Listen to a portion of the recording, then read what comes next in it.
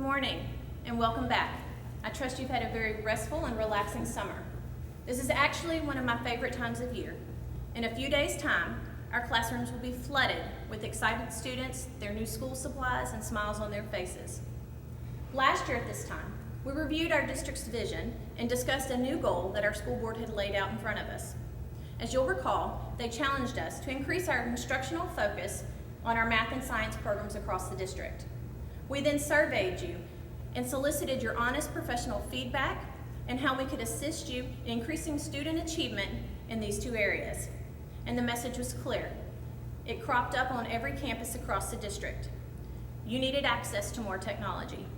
Since then, we put an iPad in the hand of every core teacher and most of our elective teachers. Every campus now has a mobile cart and an iPad cart.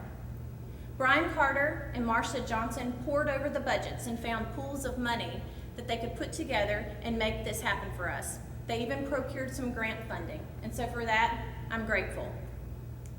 As I walked in and out of your classrooms, I can say with confidence that that money was well invested.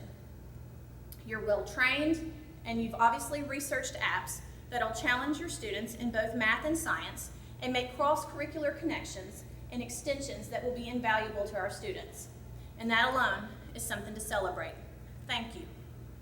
Thank you for being passionate. Thank you for being driven. Thank you for enriching something that you were already doing very well.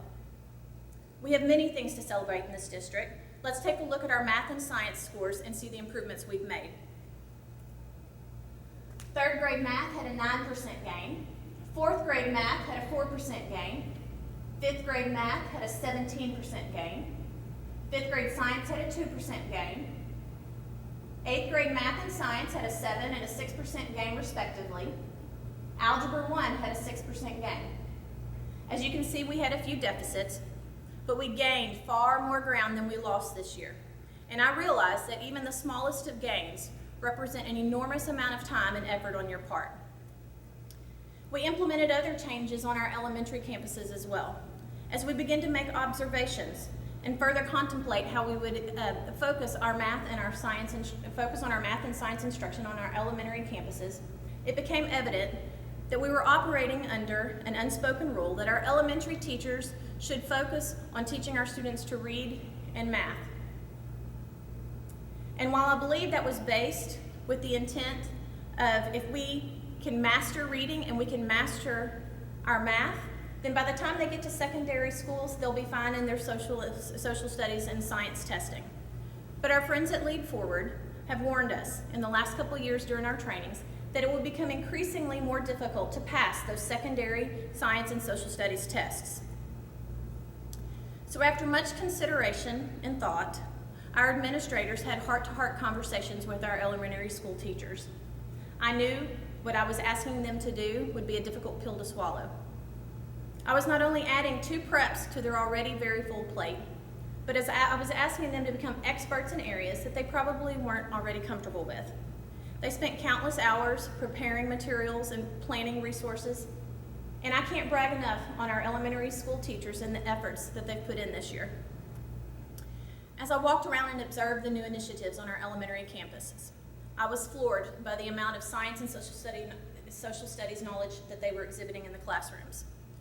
Our kindergartners were sorting organisms according to their physical characteristics that they observed aside from their teacher.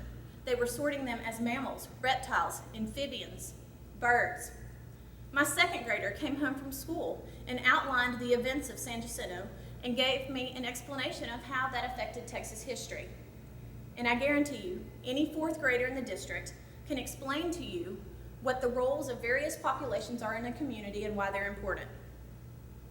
As a former science teacher, a former secondary science teacher, it gave me goosebumps to watch that level of instruction take place in our elementary classrooms.